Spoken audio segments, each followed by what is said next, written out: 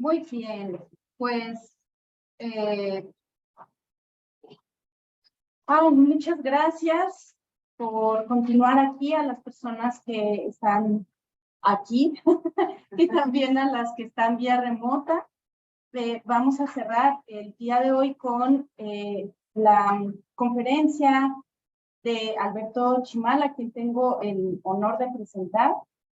Y voy a leerles, pues eso, una pequeña introducción a quién es Alberto y a su obra. Espero que, no sé si le haré justicia, es una introducción muy breve, pero bueno, también creo que por acá ya todo el mundo lo conoce.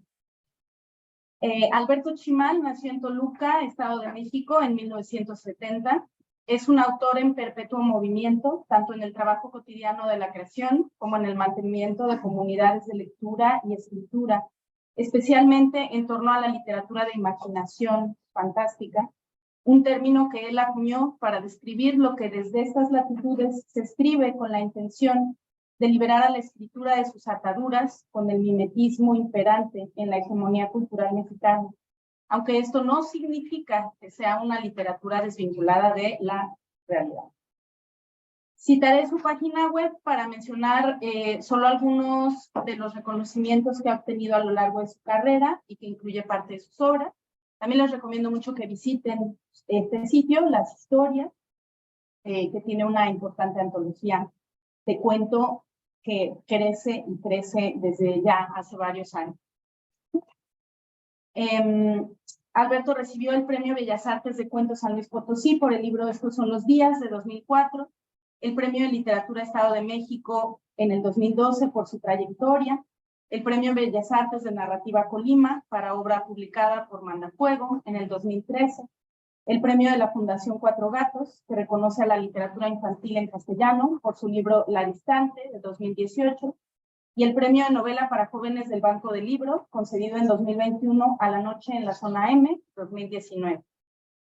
Además, el libro álbum La Madre y la Muerte, La Partida, con un cuento de Chimal y otro del argentino Alberto Laiseca, fue seleccionado en 2016 para el catálogo White Ravens, la colección anual de la mejor literatura infantil y juvenil del mundo, que realiza un organismo internacional en Alemania. Me estoy riendo porque no voy a poder pronunciar el nombre del organismo. Su cuento Ciudad X fue en su traducción al inglés como City F. Fue considerado el mejor cuento en traducción de 2018 por la organización SF in Translation. Y su segunda novela, La Torre y el Jardín, fue finalista en el 2013 del Premio Internacional de Novela Rómulo Gallegos, uno de los más importantes del idioma castellano.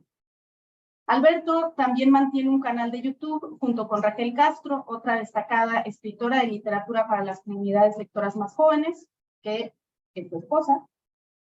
Y pues desde esas coordenadas ubicuas y atemporales recomiendan libros, conversan sobre cultura popular o no tanto, y aconsejan a quienes desean dedicarse a la escritura, algo que complementa la vocación mentora de Alberto, que siempre ha compartido con generosidad y apertura su atención con sus estudiantes y talleristas, por lo que no es de extrañar que su escritura sea catalogada como vanguardista, inconforme, extraña, refrescante. Por todo lo anterior, Alberto Chimal es uno de los escritores más interesantes y cercanos a las comunidades lectoras, y es mi querido maestro. ¿Qué más les puedo yo decir? Y pues les dejo con Alberto. Muchas gracias, Gaby. Muchas gracias. Muchas gracias a las personas que están en este momento aquí, sea donde sea y sea lo que sea aquí, sea en el espacio físico, sea en el espacio virtual. Muchas gracias a Steven por organizar junto con el resto del equipo ahí en el departamento este encuentro. Lamento muchísimo no estar físicamente con ustedes el día de hoy. No fue posible por una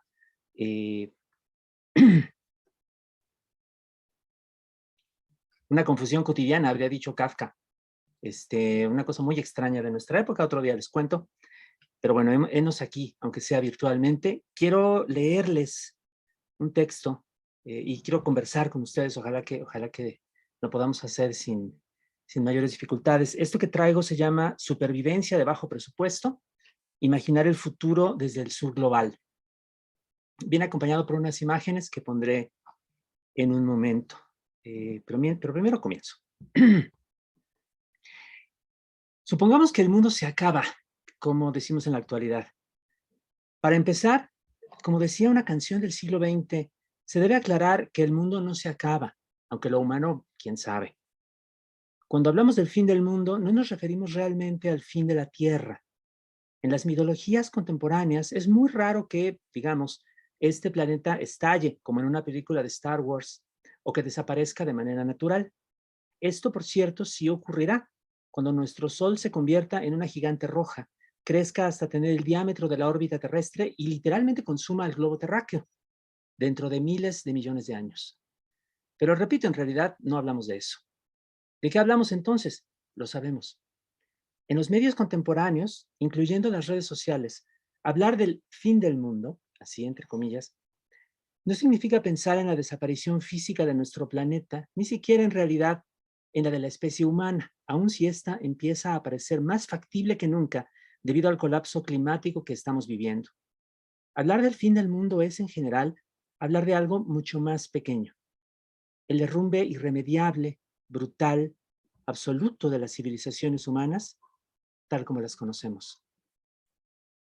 Usamos la palabra apocalipsis, tomada del Nuevo Testamento, para significar algo ligeramente mejor que la extinción trascendente del universo entero, es decir, pensamos en desastres semejantes al saqueo de Roma, el derrumbe de México Tenochtitlan o la destrucción de Lisboa, que por cierto fue por un terremoto, un tsunami y un incendio en un mismo día, un milagro oscuro, un momento de infortunio singular en la historia humana. En fin, pensamos en finales locales, amplificados muchas veces y esparcidos por todos los continentes. Estas catástrofes, además, suelen aparecer aceleradas, proyectadas en cámara rápida por nuestra imaginación. Educados para la falta de atención, esperamos que un imperio se desmorone como en una película o el final de temporada de una serie, más rápido que Lisboa, en un máximo de 2 horas antes de que perdamos el interés. Que la muerte legendaria, misteriosa, de Constantino XI, Dragaces Paleólogos, último emperador romano, el 29 de mayo de 1453, represente a los siglos de decadencia de Bizancio y a su larga guerra final contra el Imperio Otomano, en la que cayó la antigua capital de Constantinopla. Y si no hay demasiada sangre, demasiados detalles espantosos, mejor todavía.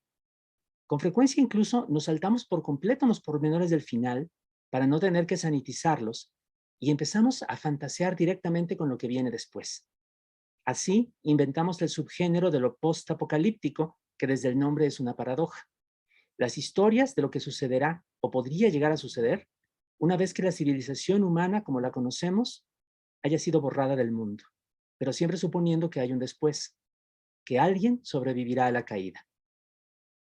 ¿Por qué nos atraen semejantes argumentos? Es una cuestión a la que volveré más adelante. De momento, una vez hechas todas las aclaraciones anteriores, volvamos al comienzo. Supongamos que el mundo se acaba. Imaginemos estar en una de esas historias post-apocalípticas suficientemente acotada y lista para comenzar. No necesitamos mucha imaginación para un primer intento, porque la popularidad del subgénero nos da varios argumentos estandarizados para escoger.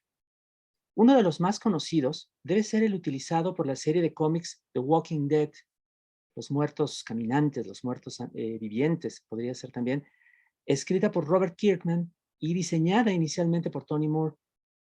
El comienzo de la misma se adaptó para el primer capítulo de la serie televisiva del mismo título, que por algunos años fue un fenómeno mundial. Aquí tenemos la portada del primer número de The Walking Dead de 2003, publicado por Image Comics. Observen ustedes la pose del personaje, observen ustedes la indumentaria,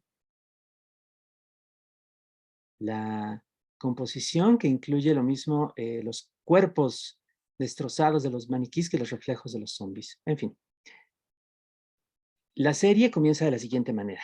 Herido en un tiroteo, un hombre llamado Rick Grimes cae en coma y despierta luego de un tiempo indeterminado en una cama de hospital. Está solo y cuando intenta salir descubre que en el lugar no queda nadie vivo salvo él. En cambio, todo está infestado de zombies. Luego de sobrevivir por los pelos a un ataque de los muertos vivientes, sale a una ciudad desierta, como una especie de pueblo fantasma en el que encuentra por fin a otros sobrevivientes. Estos lo reciben en casas convertidas en fortalezas, provistas de armas y comida robadas de las tiendas, y le explican lo sucedido mientras él estaba en coma.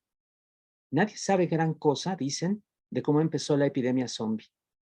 En pocas semanas, el contagio estaba por todo el mundo, los medios de comunicación empezaron a fallar, la nación se derrumbó, etcétera, etcétera. Ahora los pocos seres humanos que quedan solo pueden tratar de seguir viviendo un día a la vez, con la esperanza de poder restaurar algún día la antigua civilización. Rick Grimes decide buscar a su familia. Afortunadamente para él es policía y tiene acceso a la bodega de armas de una comandancia local que, afortunadamente también, está intacta.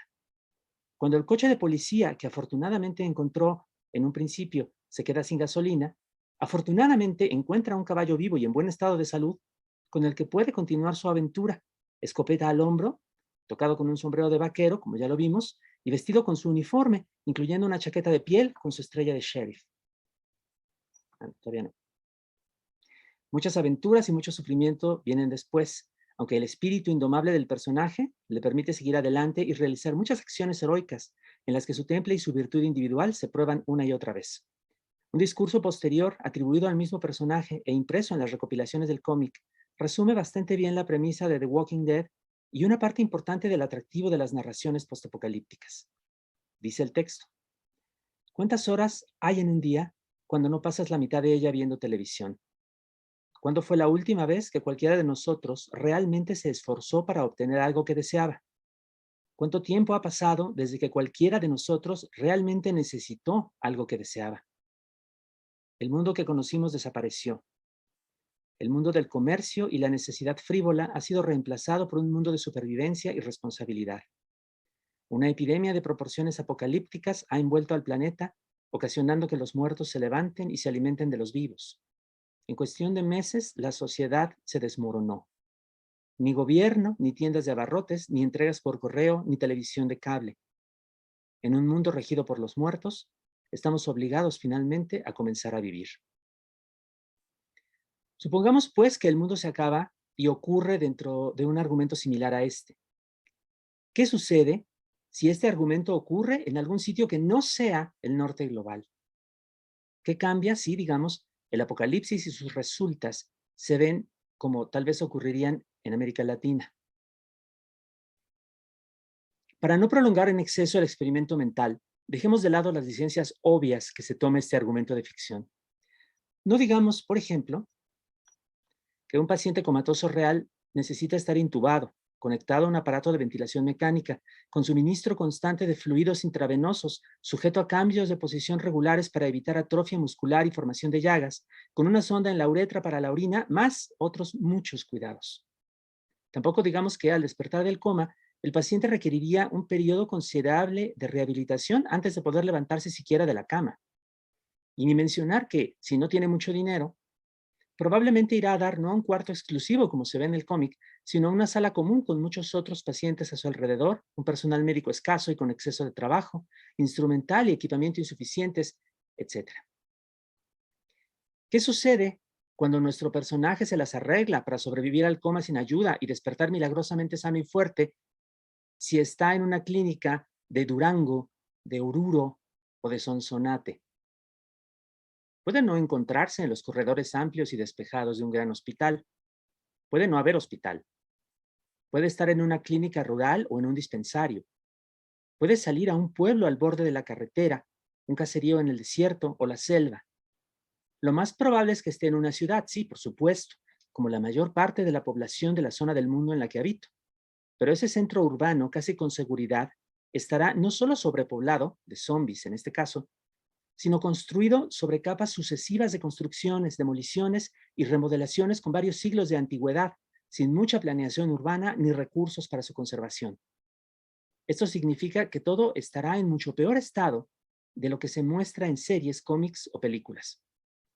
Para dar un ejemplo concreto, el sistema de drenaje profundo de México, la ciudad que habito, tiene una sola persona encargada de despejar los vasos reguladores y las cañerías más grandes y contaminadas, donde se acumulan basura y aguas negras, pero también desechos industriales, plástico, partes de vehículos o aparatos domésticos, en alguna ocasión un automóvil entero, así como animales muertos e incluso cadáveres. Esta persona a la que vemos en esta foto, Julio César Q. Cámara, es un buzo especialista que usa un traje extra reforzado y debe hacer su jornada de trabajo a tientas, marcando y amarrando los objetos más grandes para su extracción posterior. El servicio de limpia no ha podido reclutar a un aprendiz o reemplazo de este buzo que lleva cerca de 40 años de trabajo, no, probablemente a estas alturas más de 40 años de trabajo, y que si todo sigue como hasta ahora, algún día tendrá que retirarse o morirá, y entonces no vamos a tener a nadie que haga ese trabajo y veremos bloqueos constantes del sistema de drenaje, grandes borbotones tóxicos saliendo por las alcantarillas hacia las calles. Y además de semejantes inundaciones, nuestro héroe postapocalíptico encontraría escaleras cayéndose a pedazos, techos hundidos, aceras en las que el concreto se ha resquebrajado debido a sismos e inundaciones y está penetrado por raíces salvajes. Auténticos no lugares, es decir, espacios sin posibilidad alguna de uso o habitación, de plantas absurdamente irregulares, resultado de numerosas reformas en los mismos edificios, olorosos a polvo y cubiertos de mugre. Fachadas que no tienen nada detrás porque el resto del edificio se ha caído. Automóviles perfectamente bien estacionados en un mismo lugar desde hace décadas, tan solo para que nadie más ocupe ese espacio, y que se han ido pudriendo, de modo que apenas queda una carcasa oxidada de lo que alguna vez fue un vehículo capaz de moverse. La enumeración anterior no quiere ser una letanía de realismo mágico, de las que en otro tiempo se pensaban seductoras para los mercados editoriales del norte global. El deterioro de los países en desarrollo, la frase va entre comillas, no es una realidad tan distante ni tan exótica como podría parecer, y además no sería la única serie de problemas que nuestro héroe apocalíptico debería enfrentar. No iba a encontrar armas de fuego de fácil acceso simplemente porque en ningún lugar del mundo hay tantas como en los Estados Unidos. No iba a encontrar comida en latas porque los supermercados no se resurten solos. En un centro urbano realmente colapsado, sin fuentes de suministro propias, todos los recursos, incluyendo la carne de los animales de compañía o de tiro, se acabarían mucho más rápidamente que el coma de nuestro héroe. Y si fuera policía, como en el argumento original de Kirkman, su posición sería mucho menos segura no solo en términos morales, sino simplemente prácticos. Si la fuerza de un Estado es su monopolio sobre la violencia, hay muchos lugares de mi región en los que no hay Estado que gobierne. Gobierna el crimen organizado, algunos de los muchos grupos que se disputan las ganancias del tráfico de personas, de drogas o de otras mercancías obtenidas ilegalmente.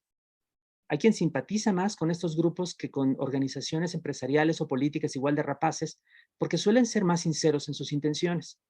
Sin embargo, como nuestra literatura realista ha mostrado hasta el cansancio, son parásitos, interesados en consumir recursos, pero no en reabastecerlos, ni siquiera en beneficio de su propia conservación.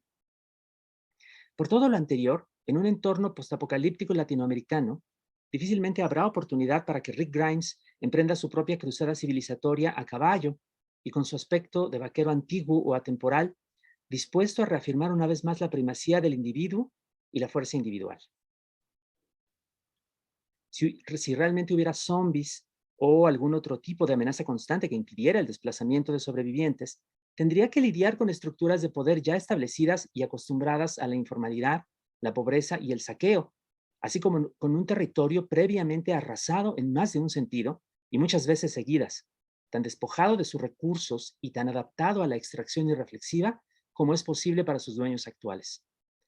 En The Walking Dead, como en otras narraciones semejantes, cada tanto hay personajes que recuerdan el mundo que se fue, una vez más entre comillas, y lamentan ya no tener tele por cable, acceso a internet, luz eléctrica, pasta de dientes o helados de sabores. Aquí, en la experiencia real del antropoceno, millones de personas relativamente afortunadas pueden tener una o varias de esas comodidades, pero pasan la mitad de sus horas en un transporte público, tratando de llegar a un trabajo, o bien en un empleo informal, perdiendo recursos cada día en lugar de ganarlos. Y los menos afortunados, un número creciente en nuestra actualidad cada vez más inestable, no aprenden siquiera a esperar los consuelos o distracciones de una clase pobre con aspiraciones. Tienen que huir de sus lugares de origen porque la existencia en ellos se vuelve imposible, o bien son explotados en un mismo sitio cada día hasta la muerte. Lo que falta no es la voluntad de vivir como se quiere, sino la capacidad de vivir de cualquier modo que no sea un desgaste constante, un esfuerzo infinito y apenas soportable. Por último, ¿qué son las historias de zombies? Hace rato me preguntaba por qué fueron una moda global y aún siguen fascinando a lo que finge ser la monocultura mundial. Una posible respuesta es que los zombies son un otro perfecto para una cultura que los necesita con urgencia. Un enemigo que puede simplemente arrasar con el mundo como lo conocemos. Una plaga sin derechos, motivaciones ni necesidad de ser comprendida, de modo que la vida actual que tanto nos oprime se convierta en otra cosa, una oportunidad o un desafío. En las historias de zombies, como en el resto de la ficción postapocalíptica que gira a su alrededor, no hace falta hacer nada para lograr el cambio social absoluto, el reset de la experiencia humana completa sobre el mundo. En ellas, el agotamiento perpetuo de los individuos y las comunidades bajo el capitalismo realmente existente puede vivirse como un ahogo individual, que a su vez puede remediarse con acciones individuales de enriquecimiento o hasta de pura reafirmación. Pero la forma contemporánea de esta fantasía, aunque tenga fuentes en otras culturas, es inequívocamente del norte global. Por mucho que la queramos plantar en otros lugares, nunca podrá aclimatarse del todo a ambientes tan distintos del que le dio origen, y menos todavía cuando lo que está ocasionando las verdaderas crisis a nuestro alrededor, las que podemos observar no solamente en las noticias, sino en la vida cotidiana, en los ahogos y desastres que desplazan a grandes poblaciones y matan despacio a muchas otras, no es sino la misma acción humana, la que destruye o al menos reprime comunidades y memorias históricas, la que explota recursos naturales y cuerpos humanos sin ningún freno ni consideración. No es una plaga del exterior porque no hay un exterior al que culpar de lo que la propia especie humana se está haciendo. No una bendición disfrazada, sino un auténtico mal, pero tan cotidiano que cuesta verlo siquiera. Tan insidioso que es aclamado como bien, tanto por quienes se benefician de él como por muchas de sus víctimas. Dicho lo anterior, las historias postapocalípticas pueden no ser únicamente la repetición de un discurso previo de conquista y supremacía. Como cualquier historia en la que el orden existente se trastoca o desaparece, estas narraciones nos recuerdan también la posibilidad permanente del cambio. El futuro no es inmutable en ellas, como tampoco lo es en la realidad. Todavía existe la acción sobre el mundo, todavía pasa el tiempo. ¿Cuáles pueden ser las formas de una historia postapocalíptica hecha en el sur global? A partir del apocalipsis que muchas personas están viviendo ya, en lugar de solo imaginarlo, mediante historias audiovisuales, noticieros sensacionalistas o discursos de odio racial. Al hablar de historias apocalípticas, hablamos de una categoría dentro de otra mayor, conocida actualmente como ficción especulativa. Saludemos una vez más al señor Q. Muchas gracias. Ficción especulativa. Aquella que se refiere a las posibilidades de la existencia humana que no están en nuestra realidad, pero podemos imaginar y en muchos casos considerar como alcanzables. Yo tengo para mí que a su vez esa otra categoría es parte de una tercera, que en su tiempo se llamó literatura fantástica, pero ahora para distinguirla de los usos actuales y muy estrechos del término, he dado en llamar, como ya decía amablemente Gaby, y junto con más autoras y autores mexicanos, literatura de imaginación o de imaginación fantástica. Hago un paréntesis filológico, digamos, para aclarar que el nombre no es el de un subgénero, sino lo contrario, una llamada de atención a muchas posibilidades de escritura y de lectura más allá de las etiquetas convencionales de los subgéneros, incluyendo también ficción especulativa, entre comillas, y narraciones postapocalípticas. Sin ahondar en esa discusión ahora, la menciono porque en la historia de América Latina, como en el resto del sur global, esos y otros términos importados se han querido imponer como barreras, delimitaciones más allá de las cuales no tiene caso imaginar. Peor todavía, como barreras que quienes creamos desde América Latina solo podemos cruzar para asumir un papel subalterno y que no son las maneras apropiadas de representar nuestras propias preocupaciones y puntos de vista. Pero la realidad de la escritura, como la realidad en general es siempre más compleja. Si tenemos oportunidad de esperar textos más amplios y diversos, si pueden hacerse y llegan a estar a nuestro alcance para leerlos, ellos nos proveen de herramientas para enfrentar la vida cotidiana de manera más atenta y crítica. Esto lo hemos visto en muchas ocasiones. No es únicamente una cuestión de representación, aunque ésta sea siempre importante. Lo que podemos aportar a la reflexión del mundo entero acerca del antropoceno es más que el color de nuestra piel en el reparto de historias sobre lo mismo hechas donde mismo. Aquí, por meras razones históricas y culturales, tenemos un punto de vista diferente, una perspectiva que no es redundante y merece consideración por más motivos que la mera benevolencia. Puede costar trabajo ver esa perspectiva, esas muchas otras perspectivas, por la insularidad de los medios en el norte global. También por la cerrazón de las perspectivas dominantes en nuestras naciones. Generaciones enteras, de las que aún detentan el poder económico y ejercen enorme influencia en la educación y en la cultura, se desconciertan todavía ante cualquier representación que no se pueda entender como una imagen fiel, una copia de lo que ellas han aprendido a juzgar posible, a interpretar como cierto, a ver como una justificación de un statu quo que les beneficia o que por lo menos entienden.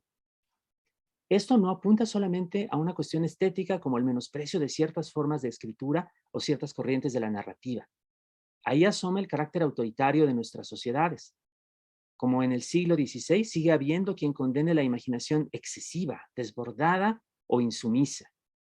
La única modificación importante en ese pensamiento durante los últimos 100 años es la práctica de trivializar las actitudes de insumisión o rebeldía, convirtiéndolas en rasgos superficiales de las celebridades o lemas para vender productos. Ahora como entonces, a la casi totalidad de los regímenes que han existido en este territorio les ha interesado imponer una visión única de las cosas, una idea única e incuestionable de cómo debe ser la realidad. Se han concentrado en el control de la vida social, en impulsar la idea de que las relaciones entre las personas solo pueden ser de cierta manera. Un efecto de esta práctica reiterada es un gran desprecio de la imaginación en general, al menos entre esas generaciones. Y aquí hago otro paréntesis. El que el realismo mágico haya prosperado entre esas generaciones de latinoamericanos, que es algo que quizá resulte extraño a partir de lo que estoy comentando, tiene que ver, según creo, con la extraña cercanía con el poder político de varias de sus figuras más importantes y más aún con la maroma ideológica, que está muy bien documentada en la obra de García Márquez y de otros, que convirtió a lo fantástico para ellos en meramente exótico. Según los lugares comunes de aquel tiempo, allá por los años 60 y 70, los latinoamericanos habitaríamos una especie de territorio especial, casi mágico de verdad, donde lo improbable deja de serlo hasta el punto de que ningún intelecto humano, o al menos no los de quienes vivimos aquí, puede representar fielmente la mera vida cotidiana y mucho menos imaginarse cualquier otra cosa. Un entorno en el que apenas nos queda la posibilidad del pasmo y la aceptación resignada de las cosas como son. Es decir, lo mismo, pero dando un extraño rodeo a través de la imaginación. Y con esto cierro mi paréntesis. Por otra parte, el que estemos hablando siquiera de estos asuntos es alentador. Significa que la situación está cambiando. No solamente se han puesto de moda cuestiones como el calentamiento global, el ascenso del extremismo de derecha en muchos países o el reordenamiento del ámbito internacional establecido después de la Segunda Guerra Mundial, a medida que algunas potencias tradicionales pierden poder e influencia y otras intentan llenar los huecos resultantes. Además, como es evidente, los temas que nos reúnen hoy se han vuelto admisibles en entornos académicos cuando en el pasado estaban totalmente relegados de ellos. Y ha surgido ya la que se puede denominar una generación completamente nueva, tanto de gente que escribe como de gente que lee, para la cual no han desaparecido los problemas del pasado, pero sí existe una serie de posturas, de coordenadas, por así decir, totalmente distintas para considerar la existencia humana, la práctica de la literatura y la relación de los seres humanos con el lenguaje. En este simposio se encuentran varios, y en especial varias, de las representantes más destacadas de esta nueva época de creación. No tiene caso que yo repita lo que ellas mismas han dicho de manera brillante, tanto en sus libros como en sus intervenciones a lo largo de este día. En cambio, quiero hablar un poco de cómo describir el momento presente. El momento presente de nuestro pensamiento del futuro. A eso me refiero. Cómo se llegó a una nueva visión de lo postapocalíptico y de cómo puede entenderse dicha visión desde esta parte del sur global. Algo que me parece claro, estas son ventajas de ser viejo y haberlo visto, al menos en parte, es que la nueva visión latinoamericana del futuro empezó a existir en los años 90 del siglo pasado. En una especie de pausa de una década entre el derrumbe del muro de Berlín en 1989 hasta el del Centro Mundial de Comercio de Nueva York en 2001, grandes mitos del siglo XX desaparecieron sin que los sustituyeran de inmediato las ideas cruciales con las que el mundo occidental ha aprendido a comprenderse en la actualidad. Esto se vio entre nosotros como una sacudida de las culturas dominantes, en las que algunas pocas ideas nuevas pudieron comenzar a abrirse paso. Fue la época, por ejemplo, de las primeras críticas serias contra el realismo mágico como resumen válido o siquiera metáfora de la realidad local. Fue la época en la que se dieron los primeros esfuerzos por parte de editoriales también locales de diseminar obras de imaginación fantástica hechas en nuestros propios países. Casi siempre encuadradas en géneros, entre comillas, tomados de la literatura popular en lengua inglesa, estas obras fueron víctimas de la globalización de los mercados que, tal vez ingenuamente, habían intentado aprovechar, y una buena parte de sus creadores se detuvieron y se perdieron definitivamente. Pero muchas personas tuvieron entonces, o tuvimos, el primer contacto con la mera posibilidad de escribir así, de ese modo y de esas cosas. No ocurrió como consecuencia de los contactos con la literatura en la educación formal. No ocurrió como la recepción de una herencia, la encomienda de continuar una tradición. Fue una ruptura o muchas. Sucedió afuera, en muchos afueras a la vez, en las lecturas azarosas que podíamos hacer por nuestra propia cuenta y que para los lectores curiosos de aquel tiempo incluían, más que éxitos internacionales traducidos del inglés y cuidadosamente etiquetados, una buena cantidad de autores latinoamericanos y de simplemente prosa sin targets precisos como la de hoy. Jorge Luis Borges, Julio Cortázar, Rodolfo Bioy Casares estaban lado a lado con Úrsula K. Le Guin, J.G. Ballard, Frank Herbert o Philip K. Dick. Para alguien más aventurero, el tambor de hojalata de Günter Grass o Bomars o de Manuel Mujica Lainez podían estar al lado de El hombre hembra de Joanna Rus, Solaris de Stanislao Lem encima de La vuelta de tuerca de Henry James y debajo de Calpa imperial de Angélica Gorodischer. Y además estaban incontables otras obras que podían ser leídas aún sin ser libros en el sentido tradicional. El cine catastrofista, los videojuegos con perspectivas agobiantes en primera persona, los manifiestos contraculturales y contrapolíticos. Hay que notar que estas lecturas, aunque no fueron exactamente las mismas para todos, y en muchos casos mostraban graves deficiencias de por sí, incluyendo una presencia muy reducida de escritoras, sí coincidieron en tres características. Entraban y salían de la literatura llamada de género sin detenerse a considerar en dónde encajaban dentro de sus diferentes delimitaciones. También ignoraban la línea divisoria entre lo culto y lo popular y se daban en entornos casi invariablemente de clase media que estaban abiertos por igual a la literatura que a todas las otras artes y medios. No había una presión para distanciarse de ciertas lecturas y favorecer un canon o una élite de autores. Tampoco había presión alguna para continuar, entre comillas, las que se veían como las tendencias literarias importantes o autorizadas de aquella época. Estas no consideraban relevante la imaginación fantástica, salvo en la forma acotada y asfixiante del realismo mágico, y la tenían en cambio como una especie de excentricidad, el capricho de autores consagrados gracias a su estilo exquisito o su cosmopolitismo.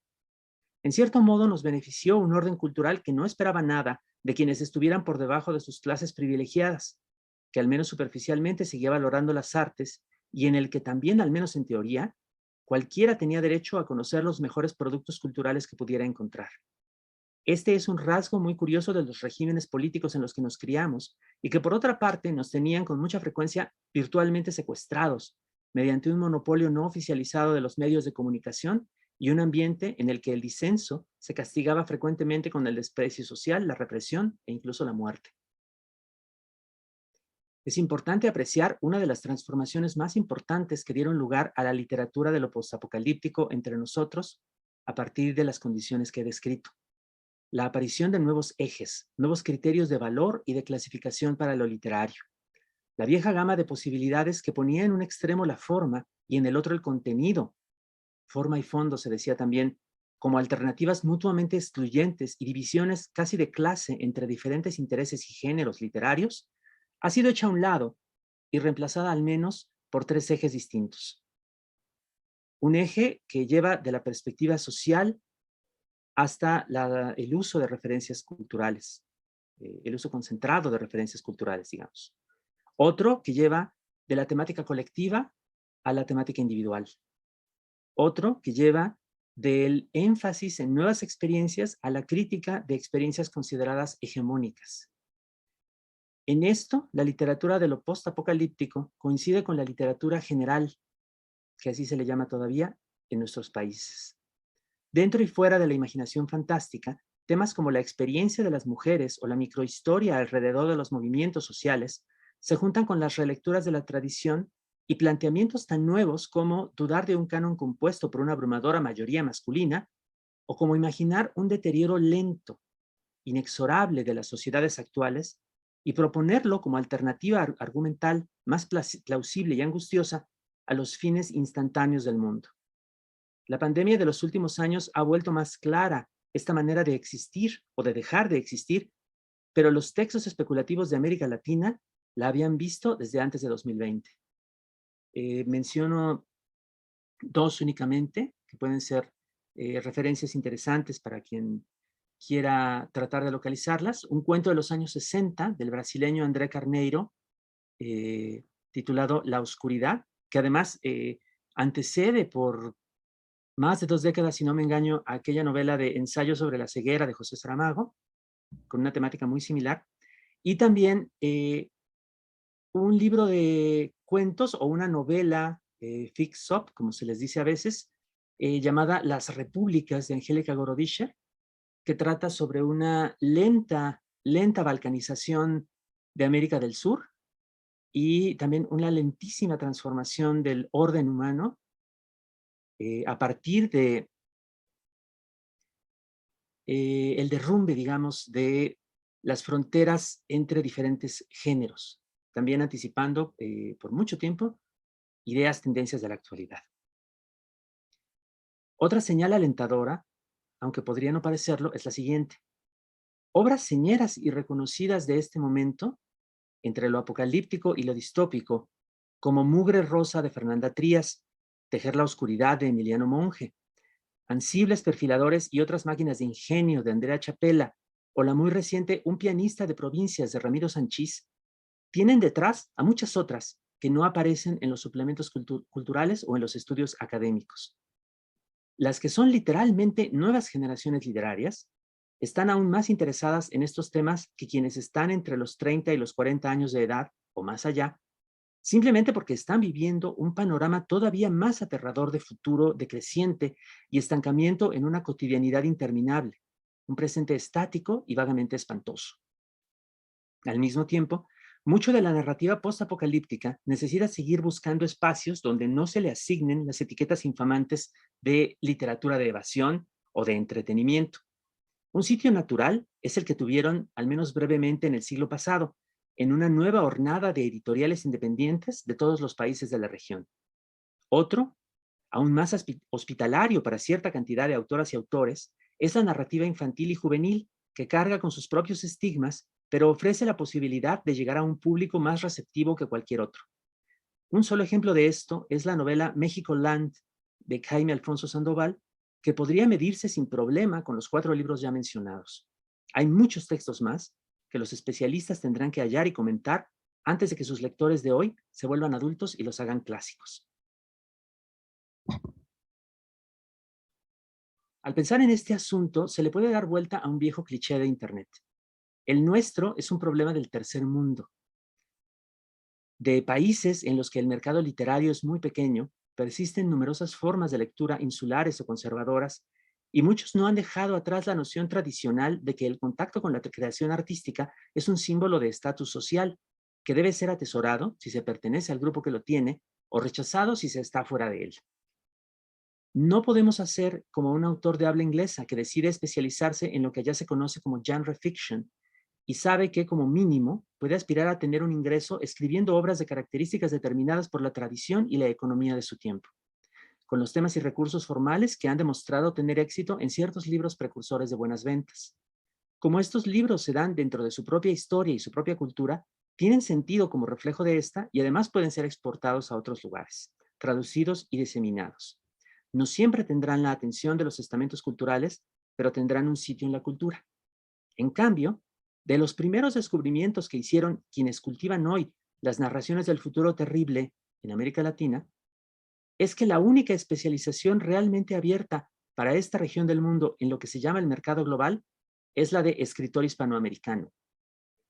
Y que en general los 2 o 3 espacios asignados para cubrir esa cuota, no más, ya están ocupados y van a estarlo siempre que volteemos a mirarlos. ¿Qué hacer si además no hay alicientes, a menos que se tenga una gran pasión personal y desinteresada, para replicar en obras locales los géneros, una vez más, entre comillas, de habla inglesa? Únicamente hasta estos años, 2022, 2021, hasta ya entrada la tercera década del siglo presente, podemos empezar a ver obras literarias que se acercan a esa posibilidad de existencia autosustentable en nuestra región del mundo. Y de ellas, todavía ninguna es una obra centrada en la imaginación fantástica del futuro posible. Las más cercanas a esto deben ser las de autoras como Mariana Enríquez o Mónica Ojeda, que han ganado fama internacional, pero cuyos intereses, aun si están en el campo más general de la imaginación fantástica, no son exactamente los que discutimos aquí. Ahora, como veo que sí está dando tiempo, voy a pasar muy brevemente a hacer lo que llamaré un estudio de caso, una breve explicación de cómo se da una obra concreta de las que se plantean estas posibilidades del futuro apocalíptico desde nuestra propia región. Con las disculpas del caso, todas las necesarias, se trata de un libro mío. Un libro que se titula La noche en la zona M, publicado en 2019 por el Fondo de Cultura Económica en México.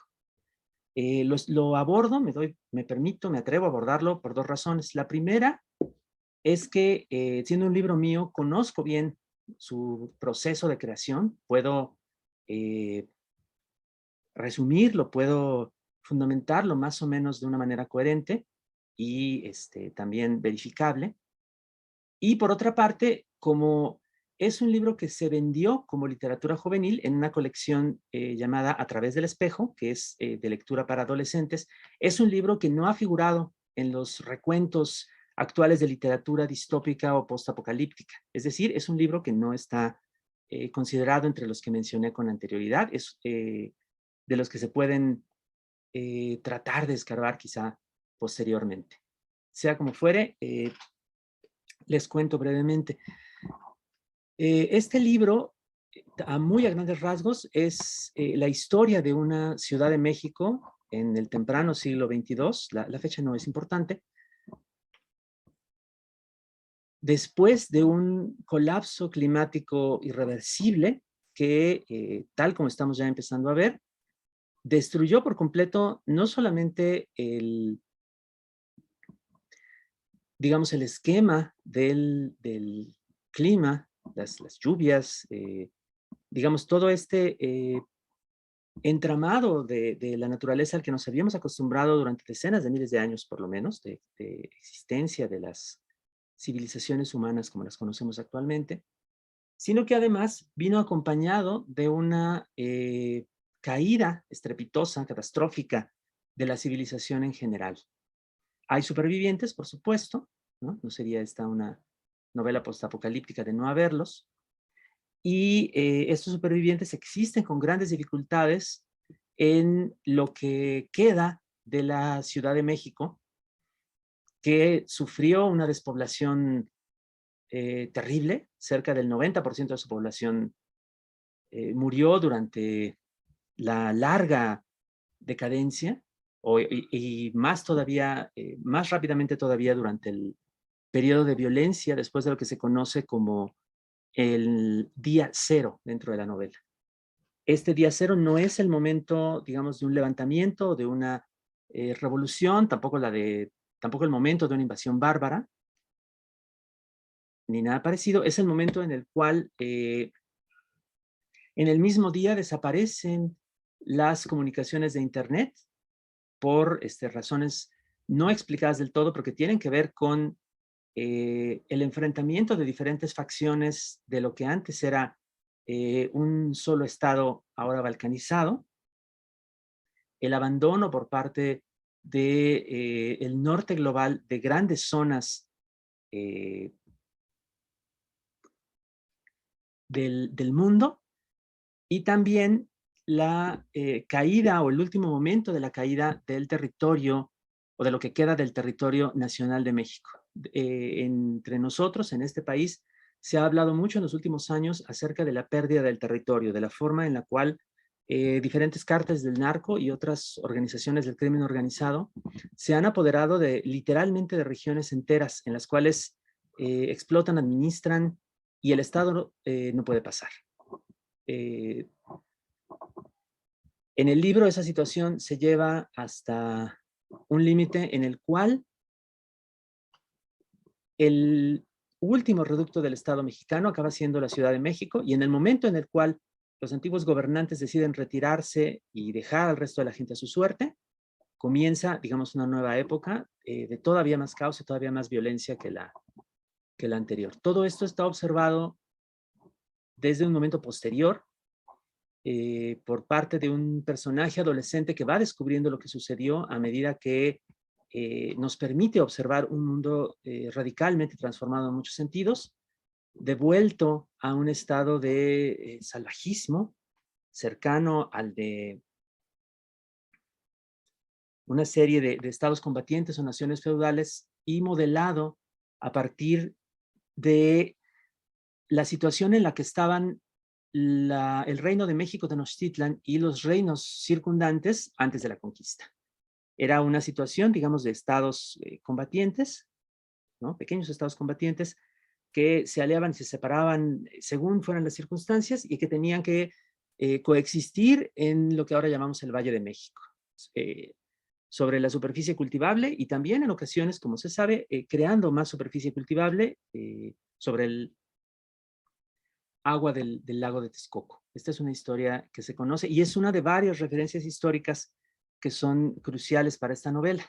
En lugar de utilizar, digamos, referencias de otros textos apocalípticos, más bien las fuentes principales para pensar en esta contracción y en esta desaparición lenta pero definitiva de un orden social a partir de las diferentes presiones que vienen debidas al cambio climático y debidas al descuido y al deterioro de las estructuras sociales existentes, todas provienen de la historia. Mencionaba yo anteriormente la devastación de México Tenochtitlan, el saqueo de Roma, el desastre que acabó con Lisboa en el siglo XVIII. Esas y otras referencias a acontecimientos históricos son las que están entreveradas, digamos, en la estructura, en el tejido general de la novela. Y a partir de ellas viene la idea, que sí tiene ya que ver más con, digamos, las exigencias de una narración apocalíptica, de preguntarse cómo se sobrevive después de una catástrofe. No solamente cómo sobrevive un individuo, creo que esto es muy importante, cómo se sobrevive, cómo puede persistir una comunidad, aunque sea fragmentada, diezmada, en circunstancias como las que el experimento mental de imaginarse la Ciudad de México como se la imagina esta novela, se darían. Como decía al comienzo, las grandes ciudades de nuestro tiempo son ciudades que dependen enormemente de cadenas de distribución de bienes y servicios, ya que no tienen en su propio territorio campos de cultivo, ¿no? Granjas, minas, en fin, toda una serie de materias primas, mucho menos de industrias para utilizarlas de todas las formas concebibles en una civilización contemporánea y producir los productos a los que estamos acostumbrados. Imaginarse qué sucedería si la Ciudad de México o los habitantes de la Ciudad de México tuvieran que quedarse en este territorio y obligarse a encontrar maneras de subsistir por su propia cuenta, implica una serie de transformaciones muy notables, entre las cuales están, al menos en el trasfondo de esta novela, la idea de buscar fuentes nuevas de energía, incluyendo la energía humana, porque no hay mucho de otras, la energía solar, buscar también nuevas formas de allegarse a recursos, como por ejemplo la captación de agua de lluvia, la purificación de agua de lluvia, porque ahora, como sabemos, ya no se puede beber el agua de lluvia, un gran cambio que ha efectuado la especie humana por primera vez en toda la historia registrada del mundo.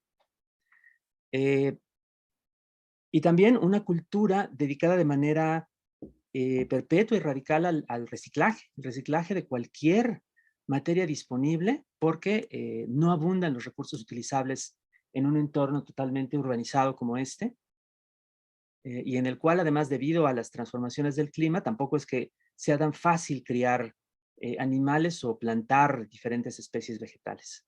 Esta es una cultura que se ha acostumbrado incluso a reciclar a sus muertos, a recoger los cadáveres y llevarlos a plantas purificadoras a fin de obtener biocombustibles y otras materias primas. Es un escenario bastante perturbador, pero bueno, está tratado desde el punto de vista de una protagonista que está acostumbrada a verlo.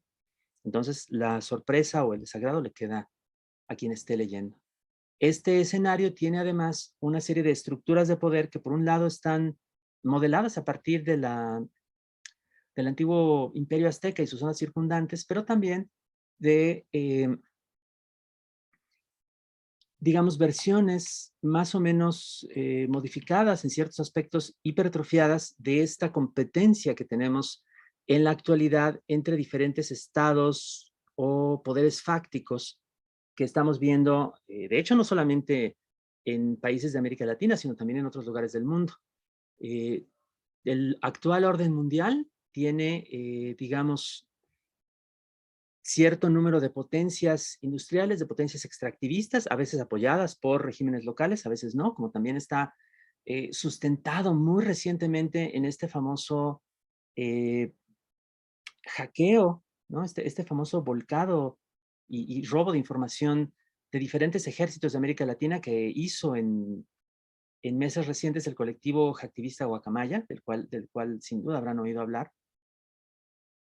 Y a partir de esta idea, digamos, de esta serie de competencias entre poderes fácticos no establecidos o no formales, en los cuales también se encuentra el crimen organizado y varias otras fuerzas semejantes, resulta que una posible conformación de un orden posterior, postapocalíptico, en un entorno como el nuestro, sería justamente una serie de estados ya más formalizados, en conflicto unos con otros, cada uno de ellos presidido por una forma distinta, modificada, evolucionada, de un poder fáctico realmente existente. ¿Con esto qué quiero decir? El reino del centro histórico de la Ciudad de México, está presidido por los que eran miembros de un cártel de la Ciudad de México. El cártel se transformó en la totalidad del gobierno, tuvo que empezar a dedicarse a labores de sostenimiento de su propia comunidad, que no estaba acostumbrados a hacer, pero otros reinos a su alrededor, nombrados a partir de diferentes barrios de la ciudad, como el reino de Coyoacán o el reino de Aragón, están controlados por remanentes o descendientes de soldados o de miembros de un grupo de seguridad privada o de otras facciones que en el momento en el cual, entre comillas, se derrumba la civilización, se quedan ante la posibilidad de llenar un vacío de poder y también ante la necesidad de aliarse para subsistir, ¿no? Y de allegarse el apoyo de poblaciones inermes para poder hacerse con el control de una determinada zona. Este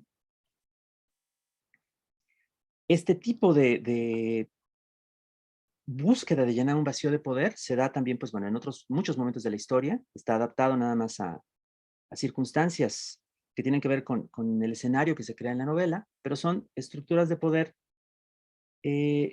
que lo más que pueden hacer, y esto es algo que también me parecía importante, pues es tratar de mantener un estado de cosas, una situación aparentemente estable en la que pueden seguir realizando las tareas que han estado haciendo siempre, que son básicamente buscar recursos explotables, reciclables entre las ruinas, seguir encontrando posibles beneficios en la explotación de los cuerpos que están a su cargo y mantener a raya a los reinos vecinos, ¿no? Esta situación es muy poco sostenible en el largo plazo por razones que se explican en la propia novela y que tienen que ver con el deterioro simplemente de los recursos naturales y de los instrumentos y tecnologías de una sociedad industrial que súbitamente ya no tiene la posibilidad de mantenerse, eh, de recibir mantenimiento, y son los que llevan a la pregunta de algunos de los pocos personajes que ven más allá del momento presente de cómo encontrar una alternativa de futuro. La novela concluye cuando algunos de estos personajes deciden romper, aunque sea de manera personal, con el orden imperante y buscar la posibilidad de aliarse con una fuerza que no conocen del todo, pero cuyo propósito aparente es tratar de cambiar las cosas en lugar de simplemente mantenerlas como están. No es un libro que desarrolle en su totalidad de manera explícita todas estas ideas que estoy planteando, pero es un libro que se abre, por lo menos en mi opinión, a una serie de historias o de posibilidades adicionales de narración que podrán emprenderse algún día o no, que ya tienen, digamos, como cierto pequeño avance en narraciones adicionales que han aparecido aquí y allá con algunos de los personajes o algunos de los escenarios de este texto. Y bueno, insisto, lo propongo no por otra razón que para agregar también a lo que ya se ha dicho en mesas anteriores. Estamos de muchas maneras, quienes estamos produciendo este tipo de textos, quienes estamos leyendo también este tipo de textos, planteándonos una forma distinta de abordar no solamente la mera redacción de una obra de imaginación fantástica, la búsqueda de escenarios, personajes, acontecimientos inusitados, pero que puedan engarzarse con cierta lógica, sino también la forma de producir esa ficción, ese sueño temporal, ¿no? Efímero, que es el de la escritura literaria, en un escenario en el cual simplemente por la mera presión de la realidad a nuestro alrededor, no podemos solamente repetir, replicar escenarios que nos han llegado desde otros lugares, escenarios etiquetados de otras maneras, escenarios en los cuales el mundo siempre termina en las mismas 2 o 3 ciudades y en las cuales, por supuesto, ninguna otra cultura tiene cabida excepto la de el norte global o las varias del norte global. Esa es la aspiración. Y bueno, para terminar, pienso en algo que ya mencioné. El trabajo de escritores de otro tiempo interesados en la imaginación fantástica, enfrentados con obstáculos y desventajas desde el comienzo, forzados a pelear e insistir durante años, simplemente para llegar al punto de partida, a la presunta igualdad de circunstancias que cualquier artista merece al enfrentarse con el público. Hablando de este tema, el poeta David Huerta, un gran poeta mexicano recientemente fallecido, dijo hace años que la mía iba a ser también una generación de sacrificio, como las de antes de los años 90. Una generación que en esa pelea constante distraería la atención y las energías que podría haber dedicado simplemente a escribir para abrir brecha, despejarse su propio camino al margen de rutas ya conocidas y aprobadas, permanecer en él y llamar la atención sobre él para que otros más afortunados pudieran llegar luego y recorrerlo. Este es un mito amargo, pero en el fondo es reconfortante. Permite rechazar la idea de que los esfuerzos más dignos y más grandes pueden ser absolutamente inútiles. E igualmente pueden no ser inútil como combustible para la literatura. Así como de crisis y de finales, algo sabremos sin duda del sentimiento de no contar, de no ser relevantes en el mundo. Algo sabremos. Aquí hubo un parpadeo de la electricidad, muy apropiadamente para lo que estamos haciendo. Decía,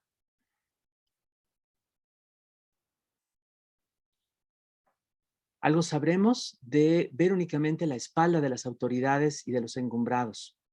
Algo sabremos de estar en el lado equivocado de una línea divisoria. Y algo podremos decir sobre tenacidad y resistencia desde las facultades de la invención, que tal vez sí son nuestro único destino fatal. Gracias a ellas, imaginar se convierte todavía más en un acto de resistencia, de oposición contra un poco de lo peor del mundo. Si quienes van a contar las nuevas narraciones de la ficción especulativa latinoamericana encuentran algo de valor en esos textos que hicimos o que aún haremos, nuestros apocalipsis personales tendrán su propio porvenir. Con esto termino y les agradezco.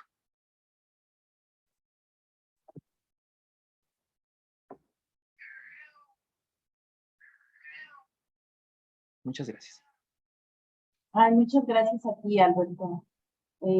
Hay muchas cosas que platicar. No sé si alguien tenga una pregunta aquí que desea hacer. Miguel. Es que gato es el que está maullando. Ese gato que está maullando es mi gato Pulgas, que es un prometido y es un lucidito. Déjenme ver si lo llamo para que lo vean. Pulgas.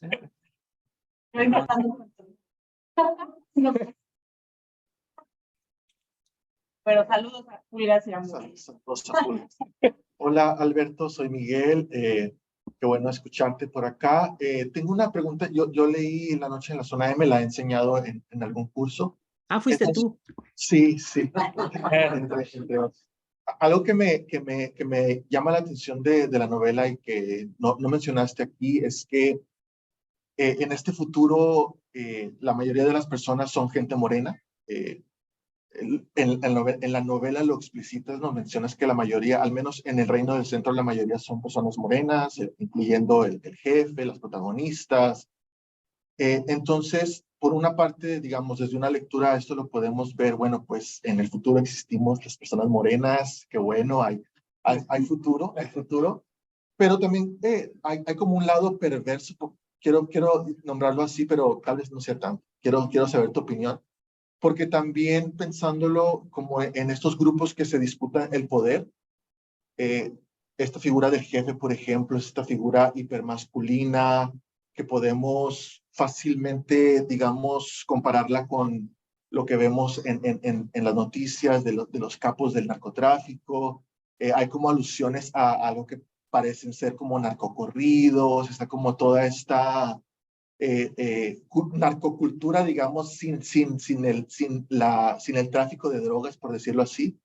Pero entonces también me pregunto, como viéndolo desde esa parte, desde la cuestión de los sujetos racializados, si tú pensaste en eso tal vez como un problema en el sentido de repetir como la narrativa también de el sujeto malvado, entre comillas, como este sujeto moreno que pertenece a la clase trabajadora, bueno, a la clase baja económicamente, que es el que violenta mujeres.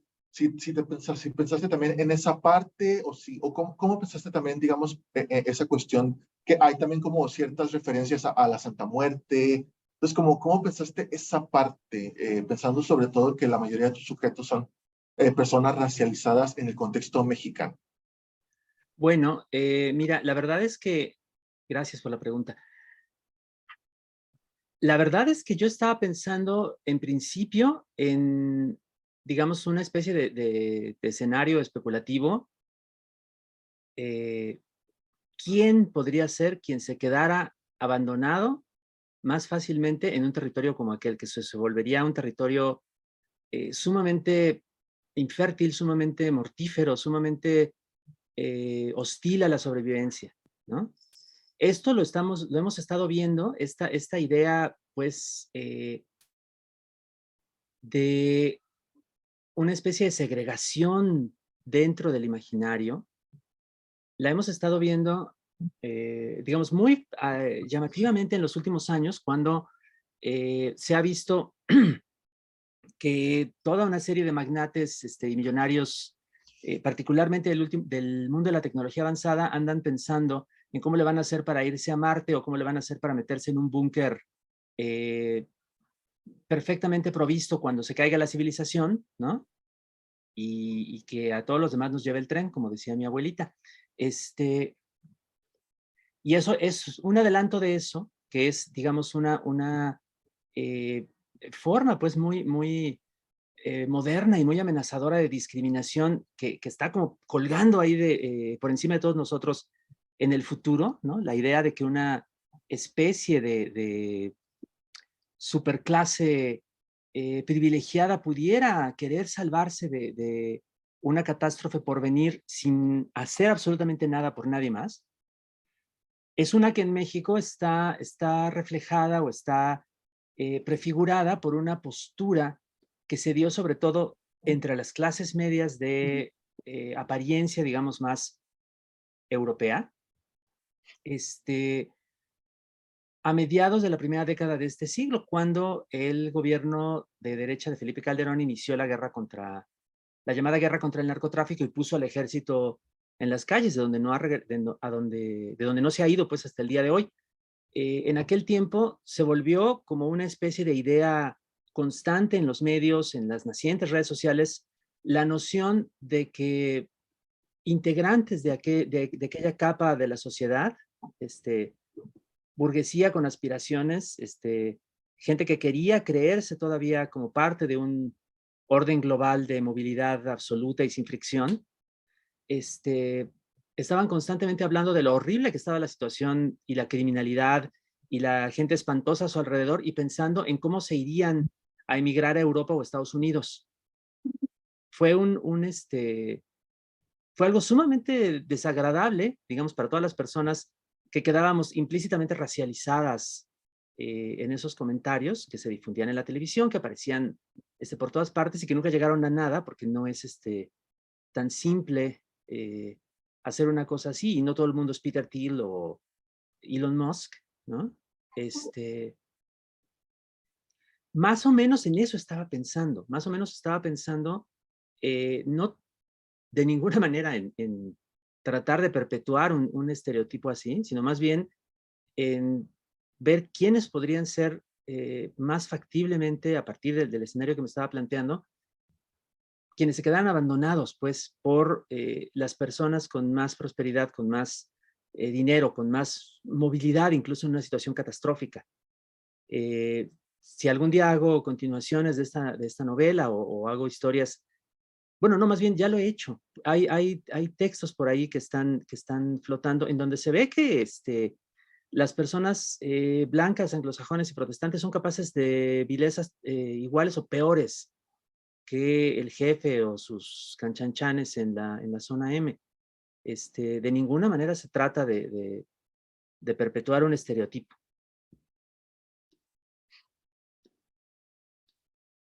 ¿Va otra pregunta? Hola, tocayo. Bueno, tienes una audiencia de expertos aquí. Yo sé muy poco de ficción especulativa latinoamericana.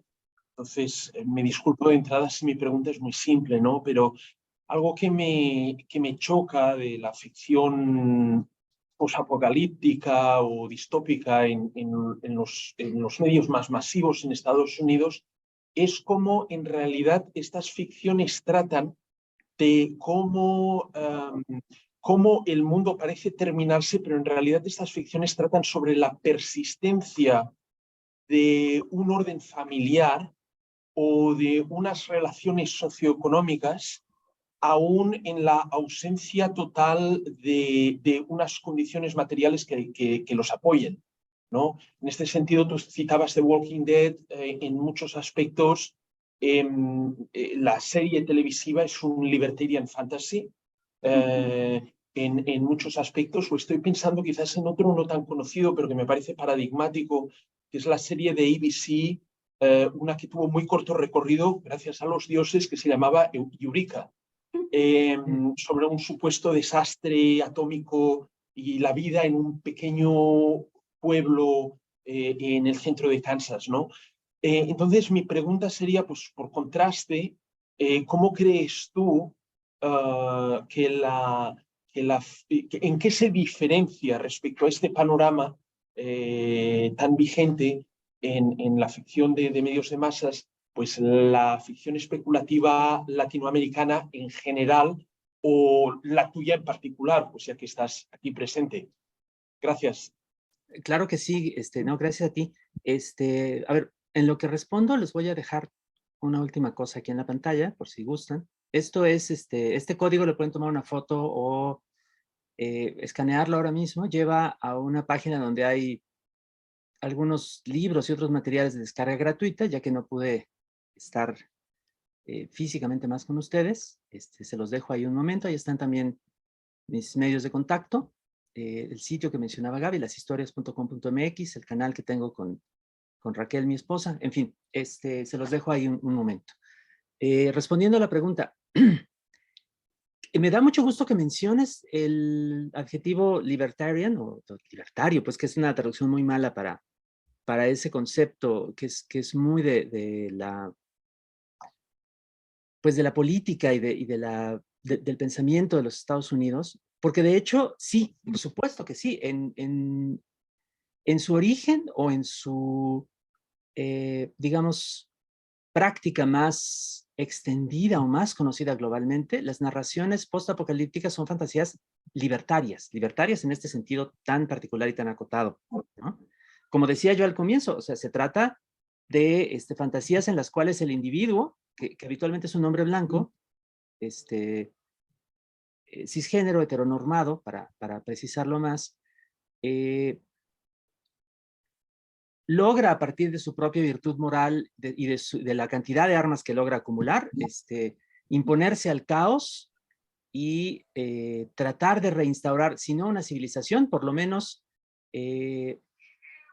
un grupo o una comunidad de la cual es el líder y en la cual puede forzar el cumplimiento de ciertos valores que casualmente son valores tradicionales de los que se encuentran en la cultura estadounidense, ¿no? Esa es una limitación obvia, pues, de este tipo de historias que no se ve, digamos, en el norte global y particularmente en los Estados Unidos, porque desgraciadamente desgraciadamente para el mundo, la cultura general o mainstream estadounidense es extremadamente insular. No le interesa conocer otras culturas y solamente quiere ver representado, digamos, en la pantalla, la constante repetición de lo que ya había visto o de esta especie de mitos fundacionales que están existiendo desde hace siglos, ¿no? Desde la época de los auténticos vaqueros y de la presunta conquista del oeste, ¿no? Justamente los millonarios de los que hablaba hace rato son como las últimas encarnaciones tecnificadas y muy bien provistas de dinero de estas fantasías libertarias, ¿no? Gente que imagina que va a establecer colonias en Marte en las cuales van a tener a su grupo de seguridad privada, protegiéndolos de cualquier posible revuelta de los esclavos que van a estar trabajando en las minas y haciéndoles el trabajo sucio para que ellos puedan tener sus productos de lujo y sus hermosas vistas nocturnas desde los ventanales de sus casas, ¿no? Esto no me lo estoy inventando, esto lo estoy más o menos parafraseando de un folleto que se distribuye por parte de diferentes agencias, a veces quizá nada más en plan de estafa, pero de las que están tratando de captar multimillonarios para financiar proyectos de colonización en Marte o de, como decía yo, creación de búnkers de seguridad en la superficie terrestre, ¿no? Y es es un cliché que se encuentra en toda clase de obras, incluyendo varias que no se afilien directamente con la ideología libertaria o con el Partido Republicano, etc. Y además, por supuesto, dado que todo ese ideario no existe fuera de los Estados Unidos, no tiene ningún sentido aplicarlo afuera.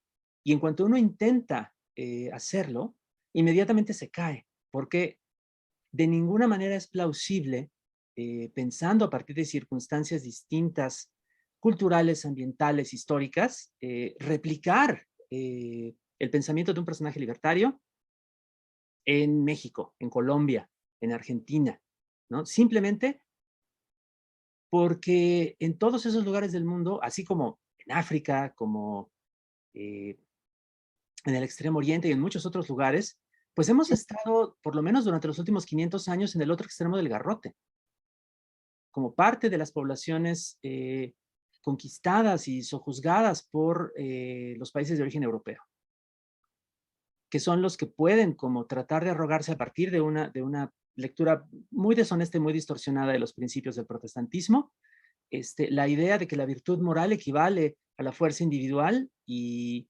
representa como una posibilidad de salvación absolutamente individual, en la cual no cuenta de ninguna manera lo colectivo ni el peso de ninguna comunidad, ¿no? A mí personalmente esa idea me parece detestable y es una de las que trato de impugnar y de desmentir en lo que escribo, así como también de encontrar en la obra de otras personas, porque me parece importante que si estamos en una época en la cual por fin se está volviendo permisible imaginarnos el futuro y preguntarnos acerca del futuro, más allá de pequeños círculos de aficionados o de pequeños grupos literarios que no siempre o casi nunca tienen un reconocimiento mayor, si ahora podemos hacerlo, lo menos que podemos hacer es tratar de reclamar para nosotros, para un amplio nosotros, que es todas las personas en el mundo que no están en esta cultura, en este ideario pues del libertarianismo, para todos nosotros la posibilidad también de imaginarnos el futuro y de preguntarnos cómo le vamos a hacer para sobrevivir y qué podemos aportar a la acción en este momento en el cual todavía no llegamos al desplome, no llegamos a la caída definitiva. Todo eso me parece muy importante. Hola Alberto, yo también estoy enseñando esa novela. Ya sé, estaba bromeando. De hecho, Gracias. vienes a la clase el martes, ¿no? Pero Así es. quería comentar o preguntar un poco más sobre el género, porque has hablado de estructuras de poder y estamos en nuestra clase pensando en todas las grandes obras de la literatura juvenil de mujeres, de heroínas, y que son The Hunger Games, realmente es el parteaguas, ¿no? Y Divergent y un montón más. Entonces, me parece muy curioso que tu novela es polifónica, ¿no? Hay 3 narradoras, ¿no? Femeninas. Entonces, quería saber un poco por qué elegiste hacerlo así y si, con qué frecuencia escribes con voces femeninas. Bueno, gracias, Steven. Elegí hacerlo así, pues un poco a partir de lo que fue dándose en el proceso de escritura. La primer voz narrativa que tuve clara fue la de Cita, la protagonista adolescente, pero luego, simplemente por razones de plausibilidad, vi que valía la pena tratar de introducir voces adicionales que pudieran mostrarnos perspectivas distintas a la de ella y acontecimientos en los que ella no participó, ¿no? Y dentro de la lógica de la novela, que de hecho sí tiene, desde mi posición pues limitada al respecto, pero sí tiene la intención de centrar la perspectiva de las mujeres y de dar una posibilidad de conocimiento de una situación postapocalíptica, no desde el punto de vista de la lucha por el poder, sino desde el punto de vista de lo que mencionaban las escritoras hace 2 meses, del tema de los cuidados, del tema del sostenimiento, de las redes de conocimiento que están más allá y aparte del poder formalmente organizado, ¿no? Y que son igual de importantes, aunque con frecuencia los hombres las minimicemos. A partir de eso, me pareció que era importantísimo que también fueran mujeres. Y esto es algo que he estado haciendo desde hace, pues por lo menos unos 20 años. No todas las narraciones que hago están protagonizadas por mujeres, pero sí una buena cantidad.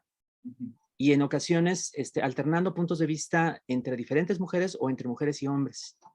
Eso ha ocurrido igual en cuentos, en novelas con anterioridad, en libros para adultos, en libros para niños. Es algo que me parece, importante, al menos en lo que yo puedo ofrecer como parte de mi propio trabajo, y que además me gusta hacer. Tuve pues la suerte, creo yo, de haber sido criado en una familia de mujeres.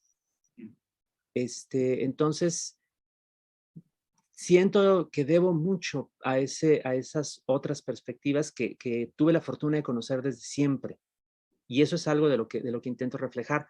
La relación, digamos, por dar un ejemplo, la relación tirante, un poco codependiente de Sita con su abuela, ¿no? Que las dos están enganchadas y se ponen a discutir todo el tiempo, pues es la relación que yo tenía con mi mamá, desgraciadamente. Pero de ahí es de donde la entiendo, y de ahí es de donde entiendo tanto a Sita como a su abuela, ¿no? O sea, no es una, para mí no es un asunto teórico o un asunto de investigación documental, es también un asunto de algo que viví hasta cierto punto, o hasta donde puedo haberlo vivido. Entonces, ¿Raquel te ayudó a editarlo o no? Pues siempre nos ayudamos, y ella sí me ayudó, digamos, para asegurarse de que ciertas cuestiones fueran plausibles, ciertas cuestiones respecto de pues del comportamiento de las mujeres, de aquellas a las que tradicionalmente uno no tiene acceso. Sí, pues, ¿no? Y no solo a ver cuáles cosas incluir, sino también cuáles cosas pueden soslayarse incluso en el discurso de las mujeres. ¿No? Sí hay una, o sea, sí es necesario, no se puede negar que se necesita tratar de conocer esas otras perspectivas también, porque la de uno es limitada, invariablemente. Sí, yo tengo una pregunta y está relacionada con esto, esto que decías, Alberto. Y, creo que cuando te referías a la generación de sacrificio y a esta, digamos, al abrir brecha y juntándolo con esto último que dices, yo creo que muchas escritoras mexicanas nos sentimos cómodas en tus talleres precisamente por esa voluntad de comprender esas otras posibilidades, tanto en la escritura como en la cotidianidad, ¿no?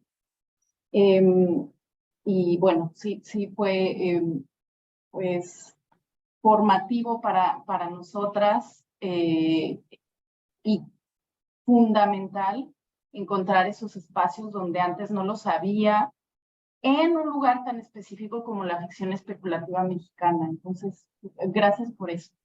Ay, gracias a ti. Y bueno, ligado a eso, también me gustaría enfatizar algo que curiosamente yo había comentado antes respecto a la industria editorial, la crítica y estas relaciones jerárquicas que se establecen entre pues sí, creo que es crítica, industria editorial y producción literaria respecto a lo juvenil y la escritura o la escritura para niños y jóvenes, que no necesariamente nace como para niños y jóvenes, sino, como bien decía Silvia, es una escritura que quizá se publica bajo esas categorías y que en México creo que es muy común, y me gustaría mucho que lo comentaras, ¿no? Como esta descatalogación de las obras de ciencia ficción, por ejemplo, las tuyas, las de Luis Zárate, las de Marta Riva Palacio Bon, ¿no? Que o sea, están descatalogadas de este panorama al que sí pueden acceder las editoriales desde España y Argentina, ¿no? Que publican producción de ciencia ficción o de literatura especulativa en español, y que precisamente por la etiqueta de juvenil o de infantil, que por supuesto que en sí misma no es mala, al contrario, tiene muchísimas virtudes, pero produce un ligero desplazamiento en la catalogación, ¿no? de las obras. Entonces, eso, como Joanna Ross lo señaló en Cómo acabar con la escritura de las mujeres, creo que también le pasa a la ciencia ficción escrita incluso por autores que están desplazados de esas categorías a los que sería más fácil que la gente accediera, la gente que está buscando este tipo de narrativas acceda, ¿no? Entonces, ¿cómo ha sido tu experiencia con estas zonas de apertura en esta área, ¿no? O sea, ¿por qué en México tú crees que es diferente, ¿no? Esta experiencia de publicación y cuáles son pues las virtudes que tú has encontrado ahí en ese campo que sigue siendo soslayado, ¿no? O sea, independientemente de si sea porque sí es una narrativa dirigida a un público más joven o porque se inserte ahí por las razones que sea y que, digamos, no se toma en cuenta a la hora de colocarlas en el panorama, ¿no? Como las novelas de Emiliano Monge o las de Samantha Schweblin, ¿no? Que sí tienen ese prestigio adulto. Ay, pues mira, la verdad es que sí es una experiencia, yo creo que en esto sí puedo hablar por una buena cantidad de colegas, sí es una experiencia de frustración la que nos lleva en muchas ocasiones a buscar, digamos, este otro tipo de canales, por así decirlo, de difusión o de distribución, ¿no? En muchos casos, para textos que ya existen y en otros casos para ideas, impulsos, preocupaciones que tenemos y que no encuentran salida por otro lado, ¿no? No es que todo el mundo tenga los textos ya escritos en el cajón y esté buscando dónde ponerlos, sino que incluso a veces uno decide o se siente desalentado de empezar un proyecto a sabiendas de que por cualesquiera razones del mercado, de la reputación, del contacto, la falta de contacto dentro del medio literario, no va a poder tener acceso a publicar en Random House, ¿no? O a publicar eso en Random House, ¿no? O en otra editorial por el estilo. Sí es una situación muy frustrante, sí es una situación en la cual pues muchas personas de plano deciden tratar de buscar más bien como acomodarse al entorno que les da cabida, ¿no? Yo creo que varias de las personas que están como más especializadas o que se han hecho la reputación de estar más especializadas en literatura infantil y juvenil en México no necesariamente querían estar ahí desde el principio, ¿no? Quizás sí, pero es muy posible que los haya llevado a eso las circunstancias y el darse cuenta de que ahí tenían una aceptación mayor para aquello que realmente les impulsaba, les apasionaba de la escritura. Es el caso, y eso me consta, por ejemplo, de Jaime Alfonso Sandoval, a quien mencioné hace rato, ¿no? Él se desarrolló su carrera en la narrativa juvenil porque fue donde encontró cómo publicar, ¿no? Y él lo ha dicho en varias ocasiones. Eso implica una serie de exigencias también, una serie de limitaciones, como bien has mencionado. Es parte de un, pues digamos, de un proceso de aclimatación obligada, pues pues sí, de cierta resignación en un conflicto, pues, contra circunstancias que están más allá de nuestro control, ¿no? A mí en lo personal no me importa mucho la etiqueta que se ponga a un texto, ¿no? Cuando estoy escribiendo literatura, estoy escribiendo, ya, ¿no? Pero sí, al paso de los años se ve cómo digamos, las ideas recibidas, los prejuicios van haciendo daño y eso es un serio problema y no digamos el gato. Pulga, ese cállate. Ay, ese gatito. Bueno. Está de acuerdo, está muy de acuerdo. Es que tiene juguete nuevo además. Perdón. Ya, Pulga. Qué barbaridad. Bueno, ustedes disculpen. ¿Qué? Ah, sí. Eso, sí es cierto. Puede ser muy frustrante y es muy frustrante también, pues a medida que pasa el tiempo, la verdad, y uno constata que hay como ciertas limitaciones que ya no va a poder sobrepasar en el lapso de su vida, ¿no?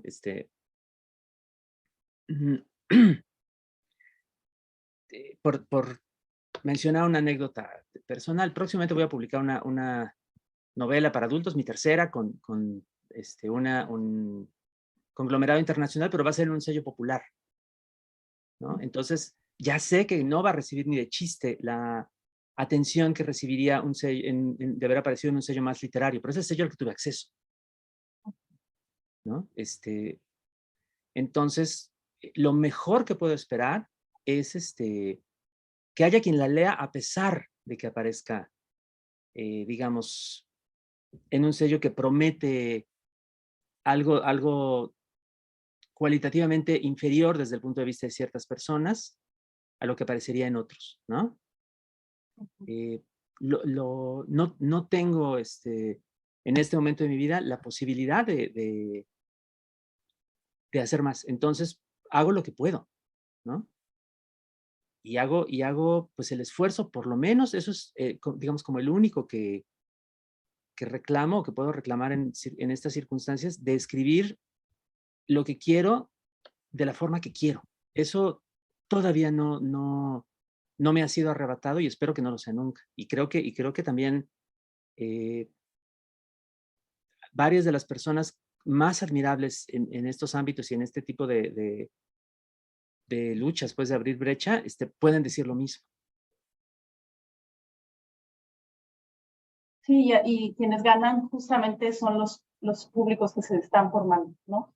Que tienen ese acceso, digamos, pues, también sin saber qué dinámica hay detrás, pero cuando se den cuenta van a decir, wow. Pues Bueno, eso espera uno.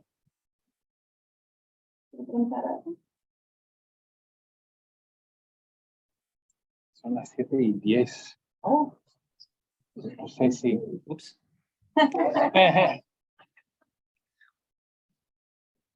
Pues. Unita, o si no, Pues creo que ya, no sé si en el chat haya algún comentario que quieran. Ah, pues sí, de hecho. Y ya cerramos. Con algún comentario de las personas que nos acompañaron el día de hoy. Muchas gracias. Hay una más, sí. Este viene de María Victoria Muñoz. Sí. Sí. ¿Qué puede decirnos sobre los troceadores? Como troceados, ok. Como seres interreinos, como seres híbridos posthumanos. Y saludos hasta Gainesville, Florida. Sí, bueno, estos seres que aparecen en la novela de la noche en la zona M,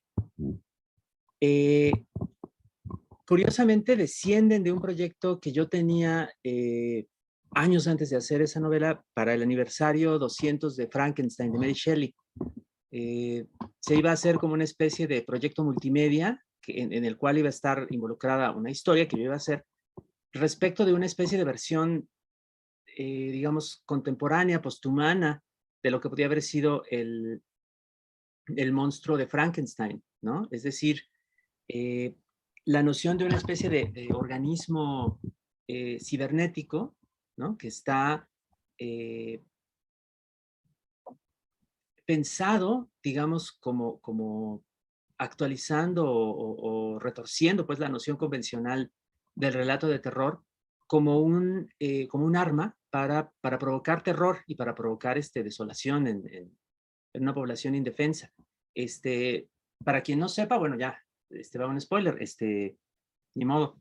Los troceados son criaturas que están compuestas parcialmente de cadáveres, animados por un mecanismo, digamos, de bajo costo, que puede hacerlos moverse para un lado y para otro y producir terror cuando la gente ve a sus seres queridos cortados en pedacitos y animados por un mecanismo que los hace gritar como si fueran muñecos. Un poco una técnica,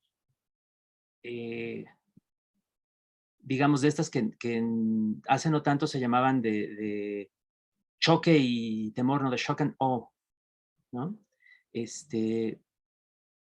y que también está, digamos, influida o contaminada por esta noción del dron, pues como una especie de arma pilotada o operada a distancia que sirve, digamos, para volver más impersonal la administración de la muerte, ¿no? Todo eso está en el fondo de la idea de los troceados y es, por supuesto, digamos, una vertiente entre muchas que son imaginables de para dónde podría ir la tecnología disponible a partir de las intenciones que le conocemos, ¿no? A la tecnología militar presente. Entonces, sí tiene todo que ver con esta posibilidad de lo híbrido, pero penetrada, pues, por la idea de la utilización militar. Es un tema que se esboza cerca del final de la novela, pero que después, bueno, que algún día voy a desarrollar de otra forma. Ya sé cómo, o sea, ya sé hasta cómo se llama el troceado que va a ser este personaje ahí. Y eso sí no se los voy a decir. Pues muchas gracias, Alberto, por por el cierre de hoy, muy enriquecedor, y muchas gracias también a todas las personas que estuvieron conectadas, y gracias a todas las personas que siguen aquí. Y pues nos despedimos por hoy.